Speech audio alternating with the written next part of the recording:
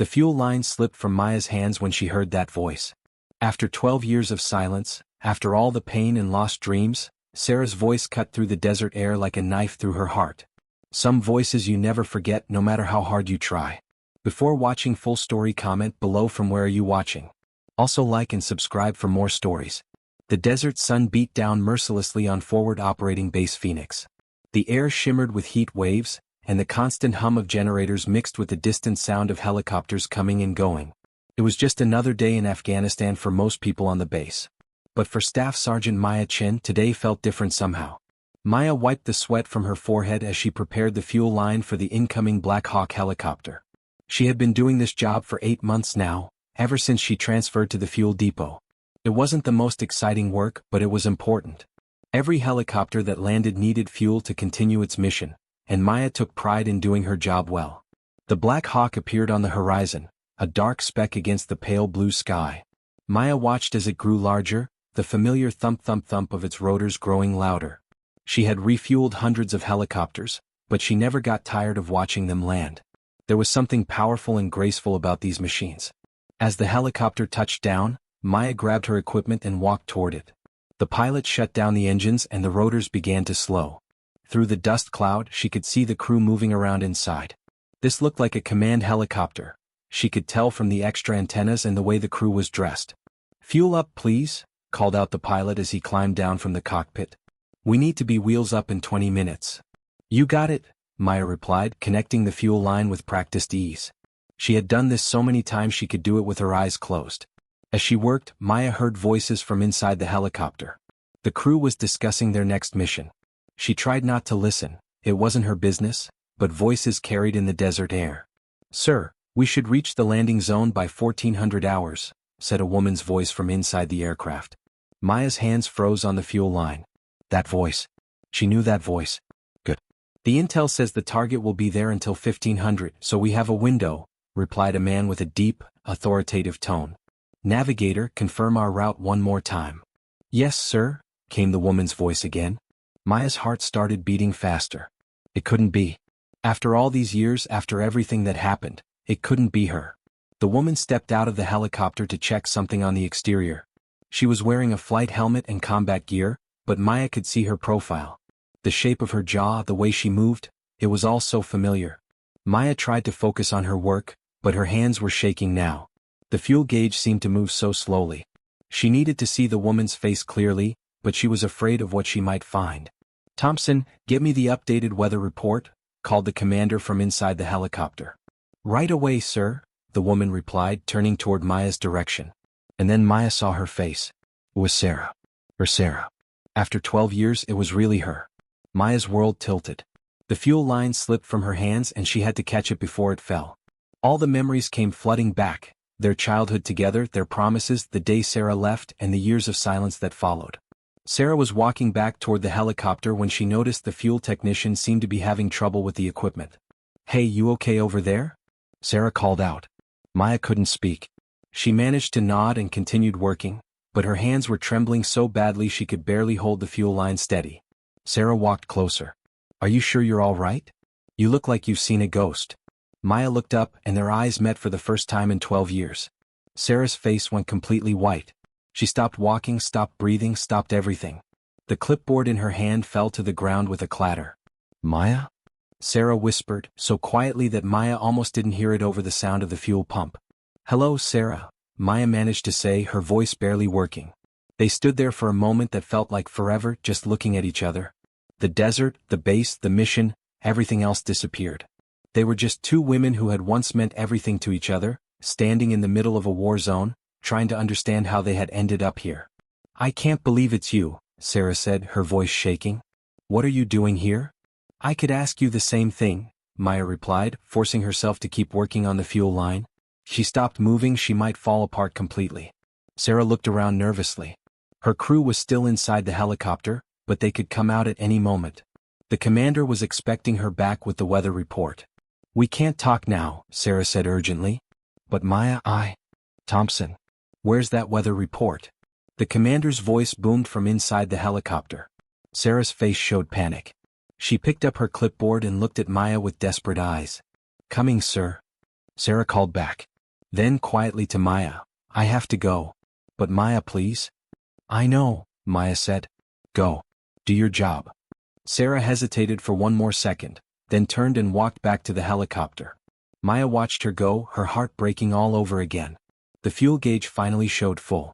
Maya disconnected the line and gave the pilot a thumbs up. The engine started back up and the rotors began to spin faster. Through the window of the helicopter, Maya could see Sarah putting on her helmet. Their eyes met one more time as the Black Hawk lifted off the ground. Sarah pressed her hand against the window, and Maya did the same as if they could somehow touch each other across the distance. Then the helicopter was gone, disappearing into the bright desert sky. Maya stood there for a long time, watching until she couldn't see it anymore. Then she walked slowly back to the fuel depot, her mind spinning with memories and questions and the impossible reality of what had just happened. Maya and Sarah had grown up together in a small town in Ohio. They were best friends from the age of 7, when Sarah's family moved in next door to Maya's house. They did everything together, rode bikes, played in the creek behind their houses, shared secrets, and dreamed about their futures. As they got older, their friendship deepened into something more. They were each other's first love, though they were too young and scared to really understand what that meant. In their small town, being different wasn't easy, so they kept their feelings secret. Promise me we'll always be friends, Sarah said one night when they were 17, lying on a blanket in Maya's backyard, looking up at the stars. Always, Maya promised.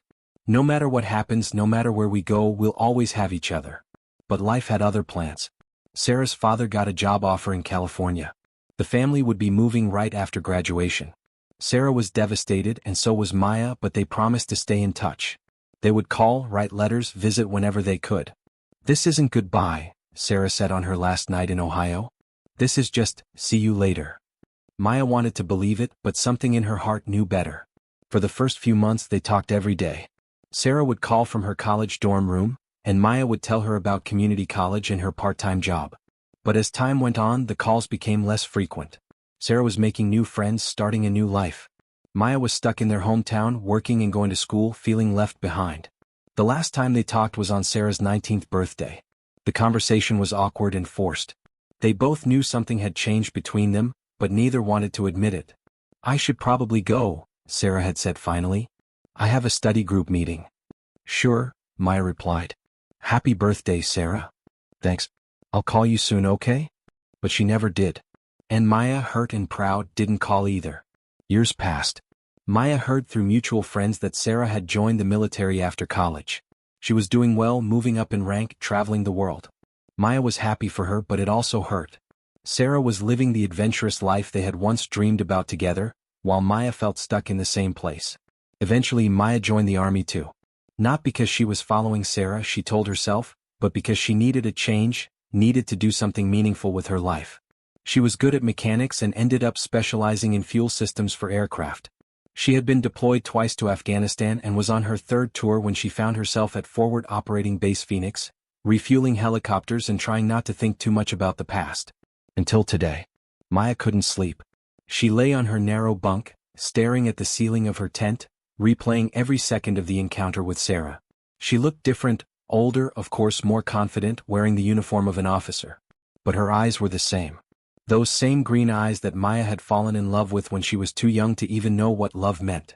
How was it possible that after all these years, after all the chances to run into each other, they would meet here, in the middle of a war zone, thousands of miles from home?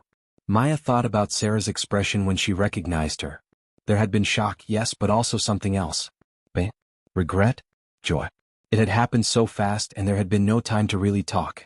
What was Sarah doing in that helicopter? She had been wearing lieutenant colonel insignia. She had done well for herself in the military. Maya felt a mixture of pride and sadness. She was happy that Sarah had succeeded, but it also reminded her of how far apart their lives had grown. Around midnight, Maya gave up trying to sleep. She put on her uniform and walked outside. The base was quieter at night, but it never completely slept.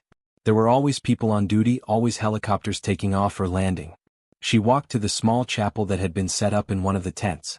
It wasn't much, just some folding chairs and a simple altar, but it was peaceful. Maya wasn't particularly religious, but sometimes she came here when she needed to think. She was sitting in the back row, lost in her thoughts, when she heard someone come in behind her. She turned around and nearly gasped. It was Sarah. I hoped I might find you here, Sarah said quietly. I remembered you always liked quiet places when you needed to think. Maya's heart started racing again. Your helicopter. Aren't you supposed to be on a mission? We completed it. We're staying here overnight and flying out tomorrow morning. Sarah sat down in the chair next to Maya, leaving a careful distance between them. I couldn't sleep without talking to you. They sat in silence for a moment. There was so much to say but neither knew where to start. You look good, Sarah said finally. I mean you look like you're doing well. So do you? Lieutenant Colonel, that's impressive. Sarah smiled sadly. It's been a long road. What about you? Are you happy? Maya considered the question. Was she happy? She had a job she was good at, friends she cared about, a sense of purpose in her work. But sitting here next to Sarah, she realized how much had been missing from her life. Content I guess, Maya said. I like what I do. It feels important. It is important. Every mission depends on people like you doing their jobs right. Another silence. Then Sarah said very quietly, Maya, I'm sorry. For what? For disappearing, for not calling, for being a coward. Sarah's voice was thick with emotion. I thought about you every day for years. I wanted to call so many times but I didn't know what to say. I was afraid you hated me. Maya felt tears starting in her eyes. I could never hate you, Sarah. I was hurt, yes. But I understood. You needed to build your own life. But I threw away the best thing I had, Sarah said. I threw away us. Maya turned to look at her. In the dim light of the chapel, Sarah looked younger, more like the girl she had known and loved. We were kids, Maya said.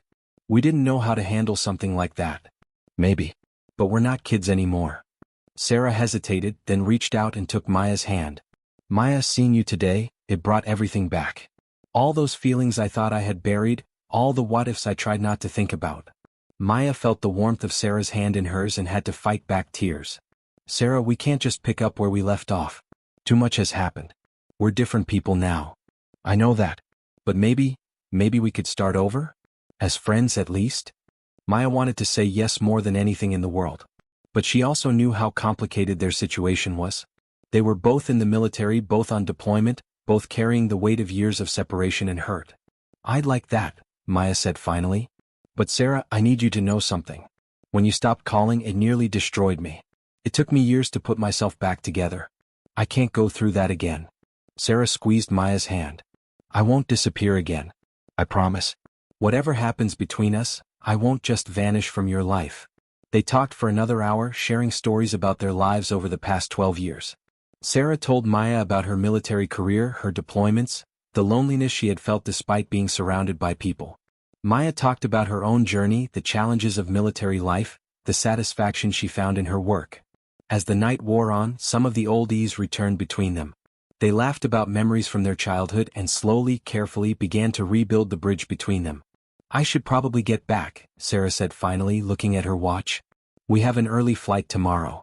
Where are you headed? Maya asked. Back to our main base in Germany. Then probably another deployment in a few months. Maya felt her heart sink. They had just found each other again and now Sarah was leaving once more. Sarah seemed to read her thoughts. But Maya, I meant what I said. I won't disappear again. Can I write to you? Email? Yes, Maya said immediately. Please. They exchanged contact information, both of them careful to memorize the details in case something happened to the paper. As they prepared to leave the chapel, Sarah turned to Maya one more time. Thank you, she said. For what? For giving me another chance, for not shutting the door completely. Maya smiled, the first real smile she had felt in years. We were always good at second chances, remember? Like the time you broke my bike and thought I'd never forgive you. And you made me wait exactly one day before you started talking to me again, Sarah laughed. You said that was long enough for me to learn my lesson. 12 years is definitely long enough, Maya said softly. They walked outside together. The base was quiet except for the sound of generators and the occasional vehicle. Sarah had to go back to the officers' quarters, and Maya needed to return to her tent on the other side of the base. This is where we part ways, Sarah said when they reached the crossroads. For now, Maya replied. But not forever this time. Sarah stepped forward and after a moment's hesitation, hugged Maya. It was brief and careful but it was real. Until next time, Sarah whispered. Until next time, Maya agreed. They walked in opposite directions but both looked back once. Maya felt something she hadn't felt in years: hope. True to her promise, Sarah wrote. At first, it was just friendly emails sharing news about their deployments and catching up on their lives. But gradually, the messages became longer, more personal. They shared their thoughts, their fears, their dreams for the future. Maya learned that Sarah had never married, had never found anyone who made her feel the way Maya once had. Sarah learned that Maya had tried dating a few times over the years, but had never been able to fully open her heart to anyone else. Slowly, carefully, they began to rebuild not just their friendship, but something deeper. They were older now, wiser, better able to handle the complexities of love and military life. When Sarah's deployment ended, she requested a transfer to a base closer to where Maya would be stationed next. It wasn't easy, military assignments were complicated, but Sarah had connections and a good service record. She made it happen. Maya was nervous when she heard Sarah was coming. Email was one thing, but seeing each other again, spending real time together, that was different. What if the spark was gone? What if they had built up something in their minds that couldn't exist in reality? But when Sarah appeared at Maya's new base in North Carolina, when their eyes met across the parking lot of the base exchange, Maya knew everything was going to be all right. They were different people than they had been at 17, or even at the moment they met again in Afghanistan. They had both been shaped by years of service, by loss and hardship and growth. But at their core, they were still Maya and Sarah, still two people who understood each other in a way that no one else ever had. They took it slow this time. They had learned the hard way what happened when emotions moved faster than wisdom. They dated properly, got to know each other as adults, talked through their fears and hopes and plans for the future. A year later, Sarah proposed. Not with a dramatic gesture or a surprise, but with a quiet conversation on Maya's back porch on a spring evening, both of them knowing that they had found their way back to where they belonged. "I lost you once because I was too scared to fight for what we had," Sarah said, holding Maya's hands in hers. "I don't want to spend another day without you. Will you marry me?" Maya's answer was yes before Sarah had even finished asking. They were married 6 months later, in a small ceremony at the base chapel where they had reconnected. Maya's parents came from Ohio, still amazed that their daughter had found her childhood sweetheart again after so many years. Some of their military friends attended, people who had become like family during their years of service. The chaplain who married them had heard their story and began the ceremony by saying, "Love has many paths, and sometimes those paths lead us far from each other before bringing us home." Maya and Sarah's journey reminds us that some connections are so deep, so true, that they can survive years of separation and still bloom again when the time is right. As they exchanged rings, Maya thought about that day in the desert when she had first heard Sarah's voice through the dust and heat. She had never imagined that moment would lead to this, to standing in a chapel, promising to love and cherish the woman who had been her first love, her lost love, and now, finally, her forever love. Sarah's vows were simple but perfect. "I promise to never disappear from your life again. I promise to choose us, every day no matter what challenges come our way. I promise to love you not just as the girl you were, but as the amazing woman you've become." Maya's vows were equally heartfelt. "I promise to trust in our love even when it seems impossible. I promise to build a life with you that honors both our past and our future. I promise to love you through all the deployments, all the separations, all the challenges that military life will bring us." After the ceremony, as they danced to their first song as a married couple, Maya marveled at the strange paths life could take. If someone had told her that morning in Afghanistan, as she stood there with shaking hands trying to fuel a helicopter, that she would end up here, married to Sarah, both of them still serving their country but now serving together, she would never have believed it. But sometimes the best stories are the ones we could never imagine for ourselves. Maya and Sarah both retired from the military after 20 years of service. They moved to a small town in Colorado, not far from where Sarah's brother had settled with his family. Maya opened a small aircraft maintenance shop at the local airport, and Sarah took a job with a defense contractor, using her military experience to help train the next generation of soldiers. They bought a house with a big backyard and adopted 2 dogs from the local shelter. On quiet evenings they would sit on their back porch, watching the sunset over the mountains, talking about their day, planning their future. Sometimes visitors would ask how they had found each other, and they would share the story of that day in the desert, when a routine helicopter refueling turned into a miracle of second chances. "The thing about love," Sarah would always say when telling the story, "is that if it's real love, if it's the kind that goes bone deep, it doesn't just disappear because of time or distance or fear. It waits. Sometimes it waits for 12 years. But it waits." Maya would add, "And sometimes when you're just doing your job, just going through your normal day, Life surprises you with exactly what you didn't know you were looking for. They never took their second chance for granted. Having lost each other once, they knew how precious and fragile love could be. They made sure to say, "I love you," every day. They made time for each other despite busy schedules. They talked through problems instead of letting them fester. They chose each other, consciously and deliberately, every single day. On their 5th wedding anniversary, they returned to visit the base where they had reconnected. It looked different now, new buildings, new people, the constant change that was part of military life. But the chapel where they had found each other again was still there. They sat in the same chairs where they had talked that night, remembering how scared and hopeful they had been. Do you ever wonder what would have happened if you hadn't been scheduled to refuel that helicopter that day? Sarah asked. Maya considered it. I think we would have found each other somehow, eventually. Maybe not that day, maybe not that year, but somehow. You really believe that? I have to. The alternative, that we might have spent our whole lives apart, is too sad to think about. Sarah took Maya's hand just as she had that night 5 years ago. Well, I'm grateful we don't have to find out. I'm grateful for stubborn fuel pumps and unexpected helicopter landings and the strange way the universe works sometimes. I'm grateful for commanders who recognize voices, Maya said with a smile. And for women who are brave enough to give love a second chance. As they sat there in the quiet chapel, surrounded by the memories of their journey back to each other, Maya thought about all the people who had passed through this place over the years. Soldiers saying goodbye before deployments, couples getting married before uncertain futures, friends finding solace in quiet moments between the chaos of military life. Everyone who came here was looking for something: peace, hope, connection, meaning. Maya and Sarah had found all of those things, but most importantly, they had found their way back to each other. The sun was setting as they finally left the chapel. Hand in hand, they walked back toward their rental car, ready to return to their life together in Colorado. But first, Maya made one last stop at the fuel depot where she used to work.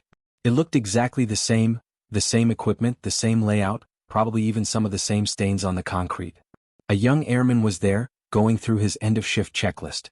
"Excuse me," Maya said to him. "I used to work here a few years ago. Do you mind if I look around for a minute?" "Sure thing," the airman replied. "You miss it?" Maya looked around at the place where her life had changed forever, where she had heard a voice from the past and been given a gift she never expected. "Sometimes," she said honestly. "It was good work. Important work." "Yes, ma'am," the young man agreed. "Every mission starts with fuel." As they walked back to their car, Sarah asked, "What was that about?" Maya squeezed her wife's hand. "Just wanted to say thank you." "To who?" "To that place. To fate.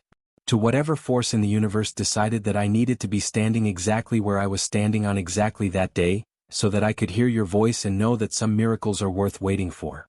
Sarah stopped walking and turned to face Maya. Even after all these years, after all they had been through, she could still make Maya's heart skip a beat. "You know what I think?" Sarah said, stepping closer. "What?" "I think we make our own miracles. Yes, chance put us in the same place at the same time. But we're the ones who chose to be brave enough to try again. We're the ones who did the hard work of rebuilding trust and learning how to love each other as the people we became, not just the people we used to be." Maya nodded. Sarah was right. The miracle wasn't just that they had found each other again. It was that they had been wise enough, strong enough, and brave enough to do something with that second chance. As they drove away from the base toward the airport and their flight home, Maya thought about all the young soldiers still stationed there, still doing the important work of serving their country. Some of them were probably going through heartbreak, some were falling in love, some were just trying to get through each day. She hoped they all got their chances, first chances, second chances, whatever it took. She hoped they all found their way to the people and the places and the purposes that would make their lives feel complete. But mostly she was just grateful to be sitting in a car next to the love of her life, heading home to the life they had built together, carrying with them the story of how sometimes, if you're very lucky, the voice you've been waiting to hear finds its way back to you exactly when you need it most. The desert was behind them now, but the miracle they had found there traveled with them wherever they went.